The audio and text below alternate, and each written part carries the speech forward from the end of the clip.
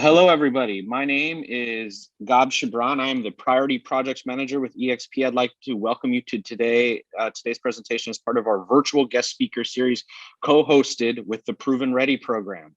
Before I introduce today's speaker, I want to briefly tell you a little bit about our organizations. EXP is a local Southern California nonprofit known as the Opportunity Engine. Why is that?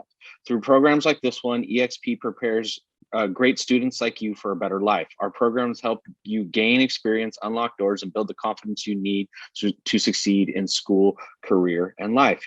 ProvenReady helps build tomorrow's workforce today by giving high school students the opportunity to learn more about college and career opportunities in business, entrepreneurship, global trade, advanced transportation, and logistics, and the opportunity to earn industry certified credentials in those sectors. Check out our websites at expfuture.org and provenready.org, and follow us on social media. Now let's get started by giving a warm welcome to today's speakers. Brandon Eng is the CEO and co-founder of ExPrep, a spreadsheet automation platform that streamlines the grading/reporting for academic and corporate professionals using Excel as a tool in the classroom for the workplace. The concept of ExPrep originated while Eng was studying entrepreneurship and marketing in 2015 at Syracuse University. 6 years later, ExPrep has a global presence and is currently in over 40 states, working with some of the top academic institutions and Fortune 500 companies in the country. Outside of the workplace, you can find Eng traveling, trying new food spots, and playing ultimate frisbee. Our second speaker, Captain Louttit, was appointed as the Executive Director of the Marine Exchange of Southern California in January 2013. As a graduate of the United States Coast Guard Academy, he served in the United States Coast Guard for 30 years prior to retiring to the rank of captain. Captain Loutit's experience includes his 10 years at sea in the Atlantic and the Pacific Oceans and the Bering, Mediterranean, and Caribbean seas. He has 6 years in the command of 3 different Coast Guard cutters and 2 years of the commanding officer of USCG Integrated Support Command in San Pedro. Following his retirement from the Coast Guard, Captain Louttit worked for 2 consulting firms on the Coast Guard and Pentagon work. I'm going to go ahead and leave it there, although Kip has a very extensive biography, but in the interest of time, I'm going to just go ahead and make sure we get to today's speaker. So thank you, everybody, for being here today. So as I mentioned before, we're going to start off with Brandon. Brandon, thank you for being here today. How's everything going? Things are going good. I'm actually all the way out here on the East Coast in Charlotte, North Carolina. So I just had to do a little bit of a time adjustment this morning to make sure that you guys, and excuse me if I mess up the time at all, it's 12:40 here. So I know you guys are 3 hours behind, but otherwise everything's been going pretty well. Fantastic. How's the weather out there today? Is it nice? Is it hot? We've been getting, as you guys can see behind me, it's actually pretty nice out today. We've been getting nice, like 80-degree weather recently. Nothing too bad, except that we got a tornado warning yesterday. So besides that, I mean, everything else has been pretty sunny for the last week. Okay, good. Well, we're glad you're staying safe out there. So let's jump right into it. Where did you get the idea to start your business, Brandon? Yeah, sure. So actually, while I was still at college, so a little bit more about my background. So I actually went to Syracuse University up in New York. I don't know if you guys have heard at Syracuse, go Orange. We're the Orange Men. Syracuse basketball, probably, that might be the most that you've probably heard about Syracuse if you guys are all the way out on the West Coast. But I actually studied entrepreneurship and marketing back in the Whitman School of Management over at Syracuse. So basically what actually happened, how I came up with ExPrep, and just to give you guys, again, a little bit more information about ExPrep, we actually started as an Excel training application, an app that teaches people how to use Excel. So kind of what happened was, while I was going through the business school, every single one of our professors, all professors, we heard from employers, everybody was just saying, hey, how important Microsoft Excel was in the corporate and the workplace. And so they would, from freshman year all the way till we graduated senior year, they would continuously just kind of pound us with learning more and more Excel.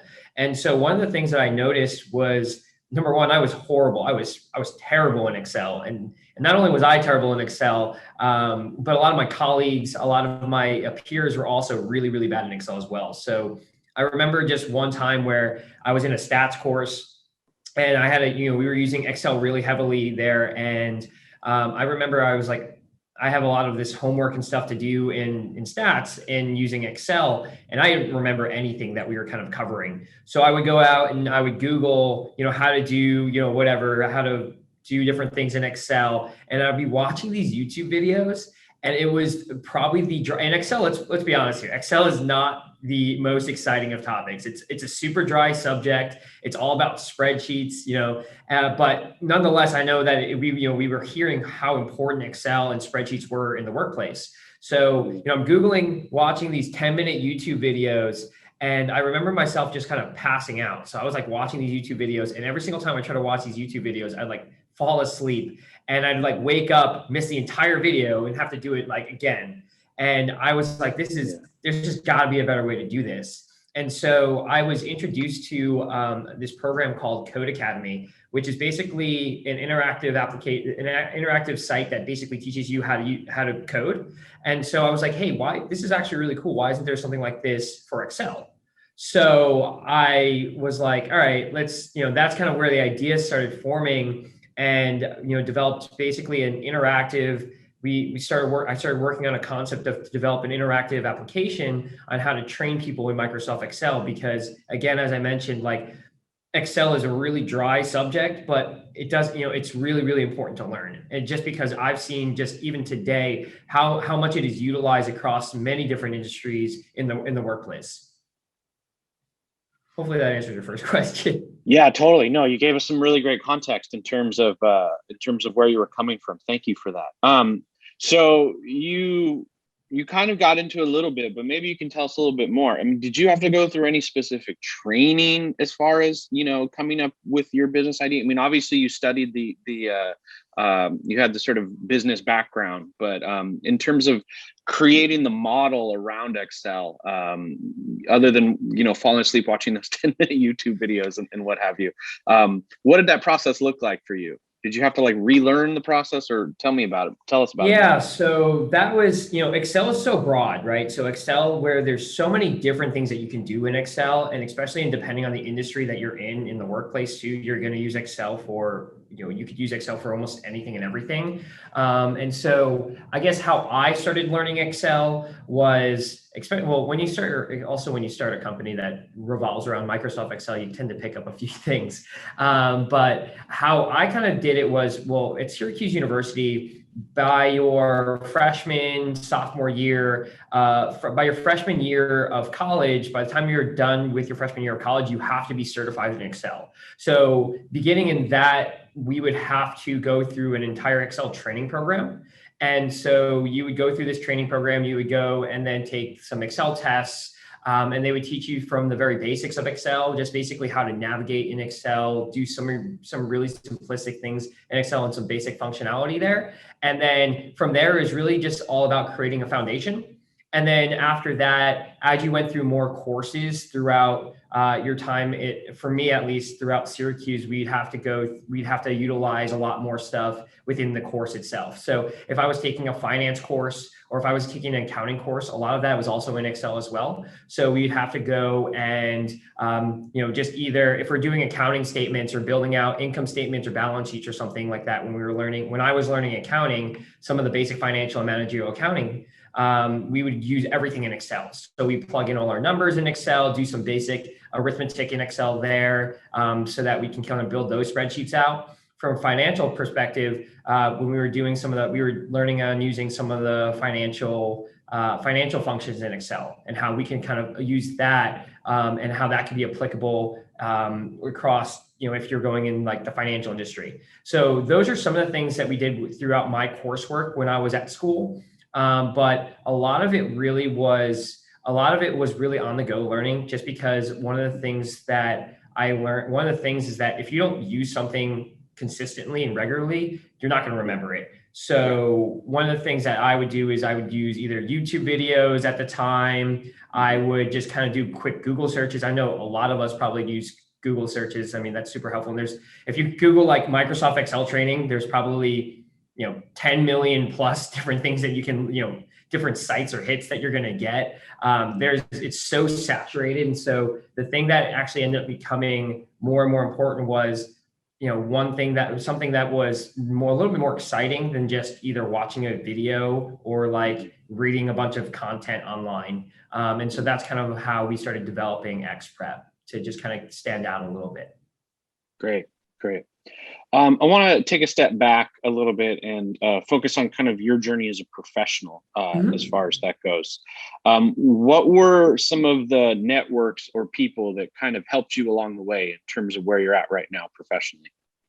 Yeah, so for myself, so I actually, when I graduated college, I actually had a decision I had to make here. So my decision was either to work on this company that I started in college full time, or go the corporate route and work in the corporate sector, in sales positions. Because if I didn't end up running this company, I was actually going to be in some sales programs. And so that was the decision I had to make out of college. And so some of the networks between just one of the things that Syracuse had provided a lot of was a lot of just different connections. And then for myself, really trying to reach out to people that were in similar industries. So whether it was through LinkedIn or, I am looking for, one of the things that really helped actually was I would reach out to other alum from like people that graduated at Syracuse, and I would reach out to them, kind of building out some of my networks there. What else I also did was I had internships that I did throughout college as well. So that really helped build out my own network too. So I had 3 internships while I was throughout college. And so one was, they're all very different too. And it's actually really funny that let's hear about them. Yeah, so freshman year, I had an entrepreneurship internship in Chicago. So I lived in Chicago after my freshman year of college, and it was kind of like an entrepreneurial type of internship. It was a gift company, so it was a Christian gift company. And basically, what I did was I worked around the entire company. So I did things from like all the way on the back, like the low level, like, hey, I just helped with just packing boxes and all this stuff, like doing inventory work, to working on some of the designs, to coming up with ideas that were actually implemented throughout the company.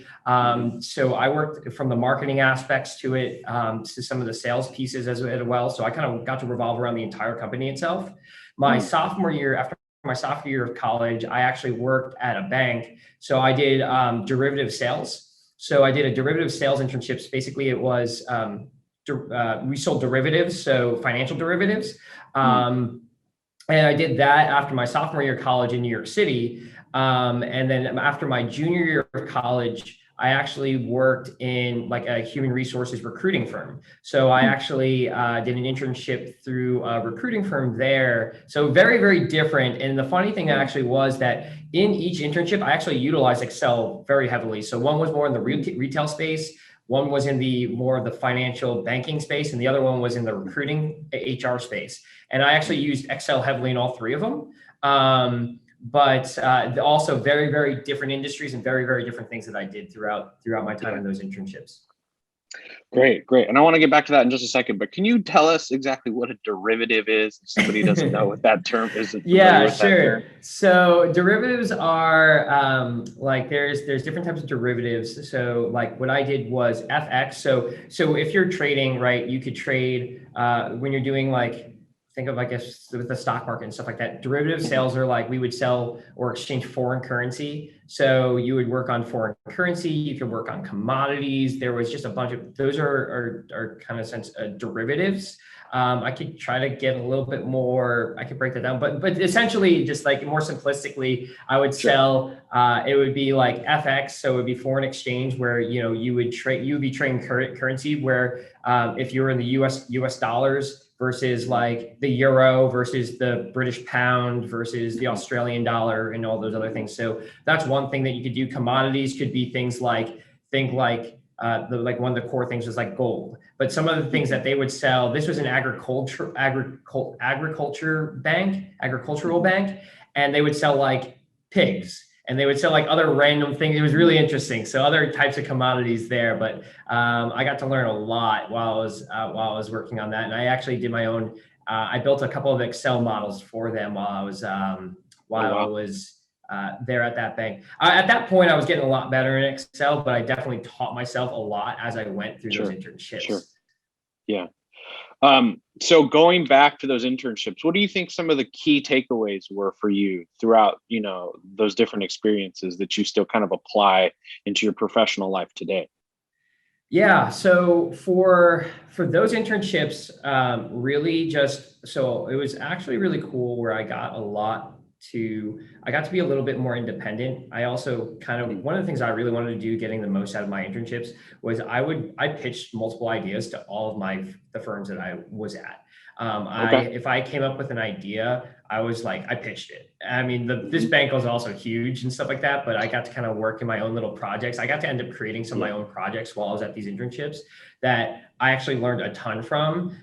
So one of the things I also would always recommend people, just don't be afraid to just, pitch out an idea or just, speak up, because honestly, I ended up building out my own projects in each one of the internships I did, which honestly created so much experience for myself, because it ended up, for me, I had to figure it out. I'd go and just figure out how to do it. And I think that's something that a lot of companies today look for, is just people that are creative, that are going to just think outside the box. And it really, you create a lot of your own skill sets there. But the other things that really have become very helpful for me is just learning how to communicate with other people.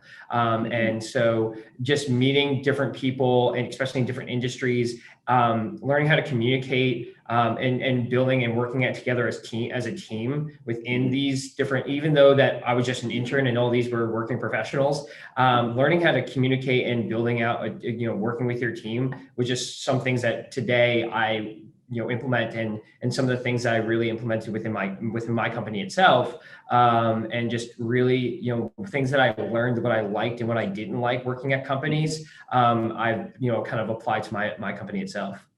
Yeah. Wonderful. Love to hear it. So what are some tips that you would give the students in the audience today who are interested in starting their own business? Yeah. So first thing I always say is, don't be afraid to talk about your ideas. I know today a lot of people are so fearful of I don't want anybody to steal my ideas and things along those lines. But the thing about it is, if you don't talk about it, people won't know. People won't be able to help you. Some of the things were me just talking to some of my mentors, or just random people, where they're like, wait, I know somebody that can help you with this. And I've been able to build connections that way, or kind of been able to bounce ideas to continue to evolve my idea, because I can tell you guys right now that whatever your original idea is, it's not going to be the same if you continue on. And as you continue to learn more about the actual idea or industry, and whatever you want to pursue, that's going to continue to evolve. So, having people surrounded you that are going to help bounce ideas and stuff like that. And that really brings me to my second tip, which is surround yourself with a really strong support system. Because entrepreneurship is not easy. It is one of the most difficult things and the most difficult journeys, but is honestly some of the most fruitful and sometimes the most fun. It's a lot of hard work, but the thing is, you're going to have, I think of it like a roller coaster.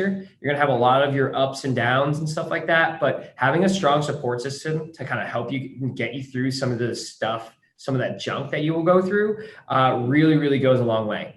And kind of going off that strong support system, really just building your own, a really strong team. Because at the end of the day, you can't do everything yourself. Everything, you're strong, you're going to be really good at some things, and you're going to be really awful at other things, right? So understanding what your own strengths and what your own weaknesses are is really important. And having a team that can really cover a lot of your own weaknesses, things that you don't do well, is going to really help put you in a position to set you up to succeed. So those are some of the things I would definitely, recommend that you guys do for those that are interested in starting your businesses. And I'm super happy to help. For anyone that is interested in starting their own business, feel free to connect with me on LinkedIn. or just get in touch. I'd be happy to help. Just can even bounce off ideas with people. That's one of the things I love doing is I love helping students and just other people with just some of their ideas. This is why we're in the industry we're in. It's just so much fun for me. Great. Yeah, feel free to drop the link in your email in the chat after we're done today, just so students can reach out as far as that goes. So winding down, can you tell us sort of what's your favorite part of your job as far as that goes? Yeah. Ooh, that's an interesting one. There's so many, because for me, there's always my job continues to change.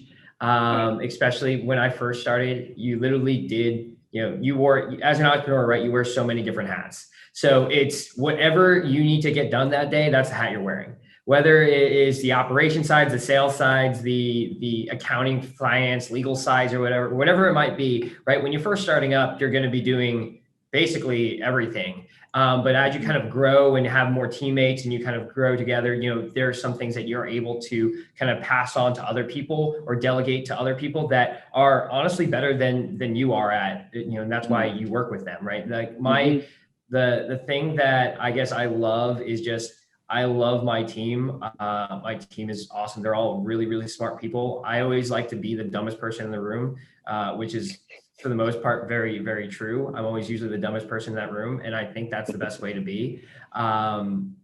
And so, having people that are just, gonna be able to speak up. I love interacting with my team. I love, joking around with my team. I get to kick one of my employees' butts in ping pong every day. So that's pretty great. Wow. We just have a good time, and, we just take everything day by day. And I love, it's part of the joy of coming to work, just be able to learn from your own team, your own people, and we kind of just grow together. We kind of build everything together. And that's the thing that we've been trying to set as our own personal company culture. So there's not really any specific things that I would say that I love the most about my job, just because there's so many different things I like to do, but I love the interactions and the relationships I get to really build with a lot of my own team, with a lot of different clientele. Relationships for me is super important. And so that's something that I really enjoy on my day to day. Fantastic. Great. Thank you. So I'm going to go ahead and we're going to go ahead and keep things moving as far as that goes. So we're going to switch gears now to our second speaker. But thank you, Brandon, for speaking with us today. We might have some questions, time for questions in the end. So feel free to drop those in the chat for Brandon. He said he would also be sharing his email and LinkedIn as far as that goes. So right now we're going to switch gears over to our other wonderful friend and colleague, Captain Louttit of the Southern California Marine Exchange. Good morning, Captain. How are you? Good morning, Gabriel and Brendan and students and teachers. Glad to be here. Wonderful. Okay, so go ahead. The captain's going to talk a little bit about more of the application of Excel. You heard Brandon talk about kind of how he built his model around his business, and so we kind of focused on the entrepreneurial set. Well, now Captain Louttit is going to talk about his sort of practical application that he uses Excel at the Southern California Marine Exchange. Great, thank you. Great to be here, and for the students and teachers and administrators, everything Gabriel and Brendan have chatted about, I would echo and say are completely true. So before I show you some Excel things that I do, just a little bit about the Marine Exchange, which is in the virtual background behind me. So there's two pieces of the business. We go back 100 years and have been in San Pedro all that time. One is the scheduling function for the ships arriving, departing, and moving around the LA and Long Beach port complex. And second, you can see the radars on the roof. We're the equivalent of an air traffic control center for airplanes. We do the same thing for the ships arriving, departing, and moving around the port complex to keep them all safe and going where they're going. So I'm going to share my screen here and see if this works. And you should have an Excel spreadsheet about my expense report. Did that come through? Yes, it did. All right. So this is one of the real life spreadsheets that I need to do every couple months because everybody has a boss and I report to the board of directors president. And so back in October, it was time to do my expense report. And just a couple, things about this. One is I could add up this math to $884.81 on my phone.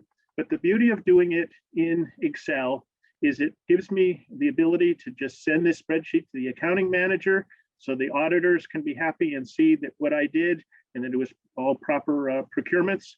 And second, it's really easy to see that all the numbers are correct. If you plug them into your phone and you get down to the end and you don't get the right answer, if you do it twice, you don't know where to start again.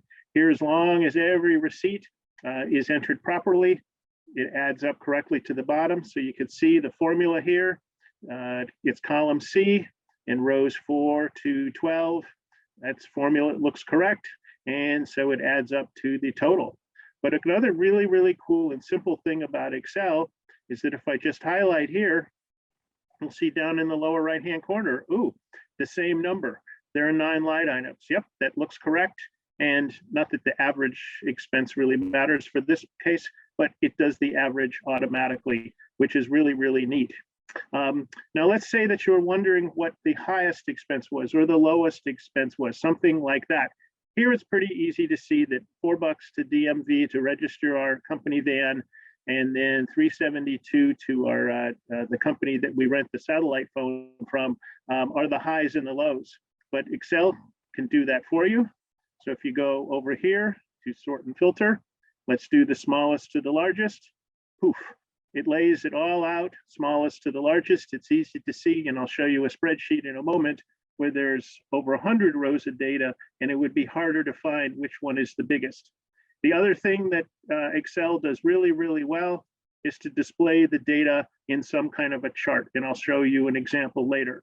So for an expense report, it's not significant. My boss doesn't really care about this. The accountants don't care about this. But here you can see just by clicking, it arrayed those expenses in a chart from the smallest one up to the biggest one. And then here's that total. And if you want it sideways, it'll do it sideways. If you want it this way, it'll do it this way. A line graph really doesn't tell you much in this case, but Excel does that extremely well. So I'll close that for now.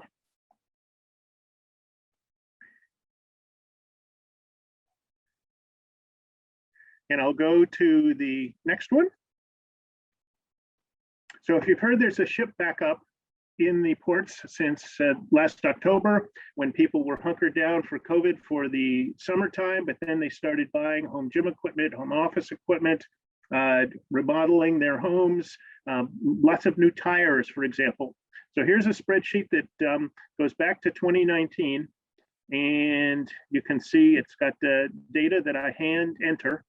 And for comparison for the past to the present is why it goes back to 2019 when we said things were normal.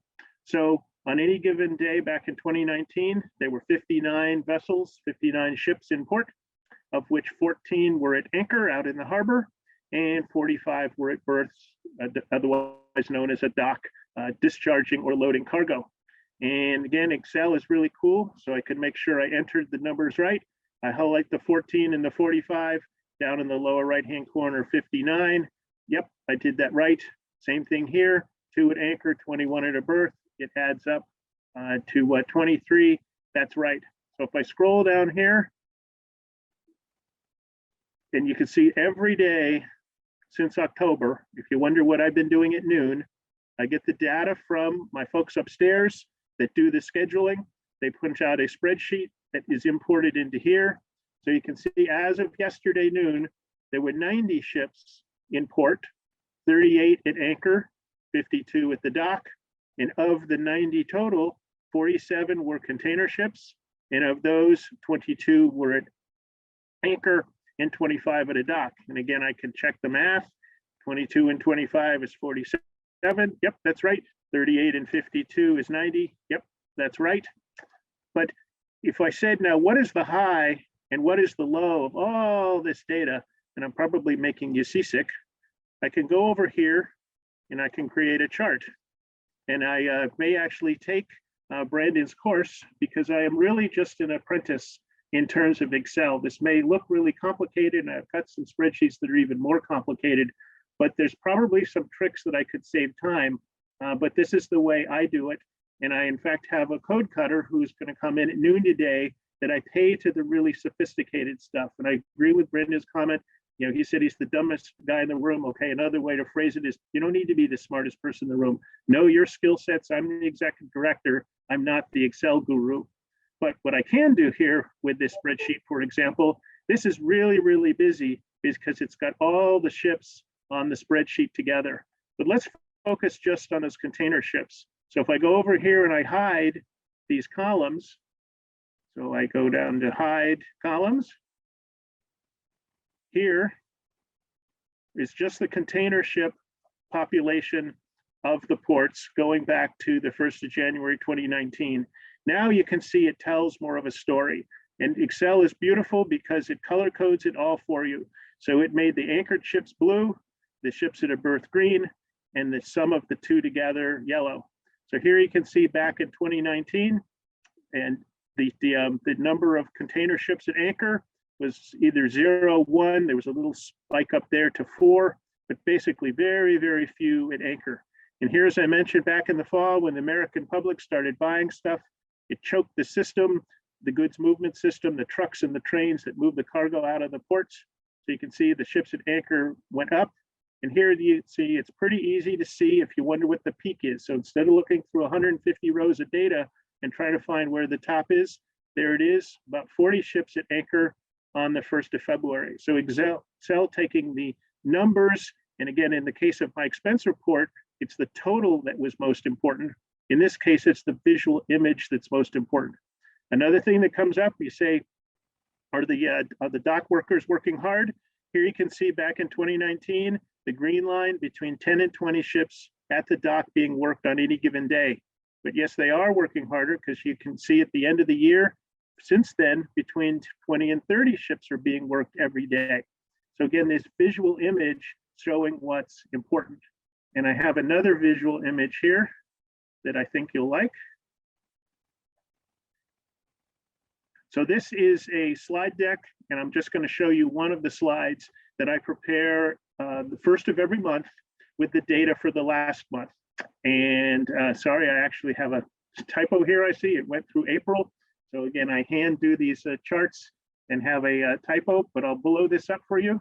So this is basically the number of ships that came into the port complex just to refuel. And the nautical term for refueling is taking bunkers. So you can put refueling for bunkers. And basically, this is the same data that's over in this chart on the right here, okay?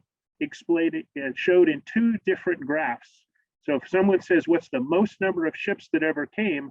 This is a pretty simple spreadsheet, and you could look at it and go, oh, 94 in April of 2020.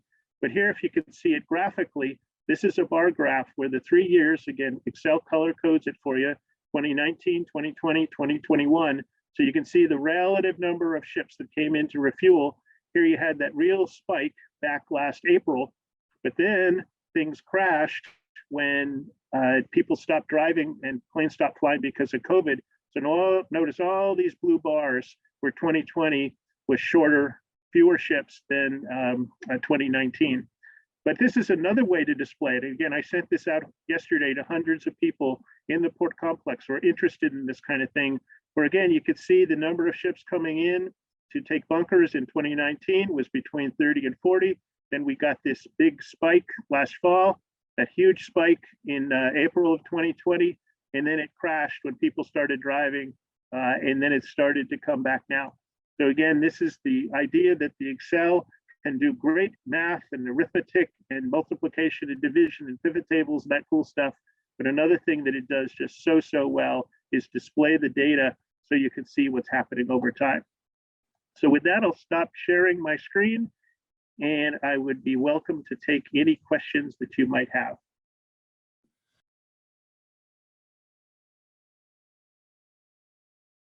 Some companies also even like live off of Excel. They literally live, all their data and everything that they have is all revolved around Excel.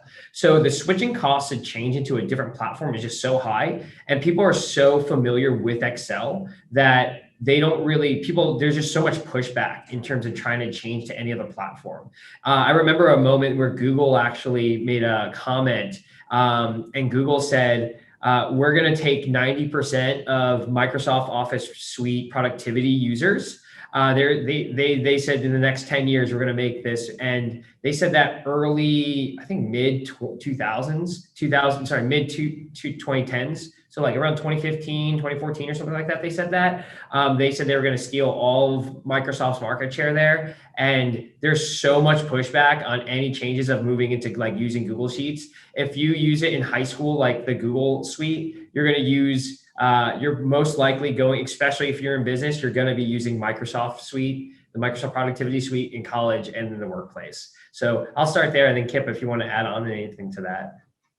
No, again, agree completely. And even if I had a better product for the Marine Exchange, when I mentioned that scheduling function, we take a number of inputs through Excel that go into a database, and then it's exported to other customers as far away as Alaska. So even if we wanted to change, we would have to get those inputs and the outputs to agree with the change or some kind of a conversion technology. So you're kind of a little bit stuck in the whole supply chain or whatever. And yet it's so important, as Brendan said, to be talking to people and networking, because if the market is going to move somewhere, you don't want to be stuck on your old platform when people have moved to the new platform. But I would agree, I don't think Excel's going anywhere anytime soon. Sounds like Microsoft has really made itself that kind of dominant beast in this sector, right? Okay, and I'm glad that we mentioned that, because I want students to know who are on the call that this is obviously a tool that you should try to understand and get familiar with as you transition into whether it's college or the workforce, because I mean, how else are you going to do the work without Excel? So last question before we finish off. You both talked about outsourcing work. Can you talk about the individuals that assist you with Excel and their titles, so students know, like, hey, maybe I can't necessarily, or I don't see myself being a business person, but I do see myself, working on the IT side or something like that? Sure. So I guess for us, right, my company, we internally, we do all our own Excel stuff, just because if I'm not doing it, somebody else, because everything revolves around Excel for us and spreadsheets for us. So we're typically doing all our own Excel work, but things that we do outsource or things that we kind of have other people, like we do, like all of my payroll, all of that is outsourced. We do all of our accounting is outsourced to an accounting firm, just so that I've already had so many accounting nightmares. I don't want to ever do accounting ever again in my life.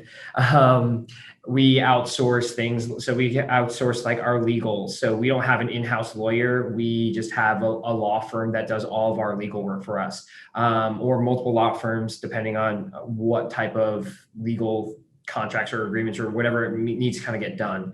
So that's some of the things that we outsource internally. For us personally, we have our own in-house like tech team. So our tech, just because we're a software company, so everything for us from our tech side is all in-house. But we used to, when I was first kind of getting started with my company, we did outsource some of our work to tech people, to do some tech projects and stuff like that, to help grow. Because my business personally, we bootstrapped it the whole way. We never took outside investment or capital, and so that's some of the things that we did to just try to get more product in kind of ready faster by just outsourcing it. So that's what we do on our side. And I would echo that, and Brendan may have a better term of art, but in terms of reading resumes, if the question was, how do you get into these firms, just something like Microsoft Office, I know Microsoft Office products, something like that is what I'm looking for. And then if you're actually applying for a firm, you might have to get more technical with that. So we, for example, outsource all of our IT to a firm in Huntington. That's the Windows 7 to 10 upgrade and all the hardware and all that kind of stuff. And as I mentioned, we have a single entrepreneur who does all the code cutting kind of stuff for this scheduling function that I mentioned. Like Brandon, we outsource a bunch of other stuff, such as legal. But for example, we think we're big enough to have HR and payroll in-house, so it can be a difference. But simple answer to the question, knowing Microsoft Office products, I think will open the door for a lot of you. And I'll let Brandon add on to that from his expertise. Yeah, I agree with that. And if you look at it from a statistics standpoint, 78% of middle skilled jobs actually require Excel or Microsoft. I think even greater. That's just Excel and spreadsheet skills. So you're looking at just any job, most jobs, 78% of them already require spreadsheet skills. In terms of like top 10 skills that are looked for between soft skills and other skill sets, Microsoft is a top 10. Microsoft Office productivity actually as a whole is actually a top 10 skill consistently in terms of what people are expecting when applying to jobs. Wow. You said 78%. That's insane, but totally believable. All right, we are at time. I want to take the time to thank everyone for being on. Captain Kip, Brandon, this was a great presentation and very well needed for our students and for myself. So thank you so much, students. Please thank our guests in the chat.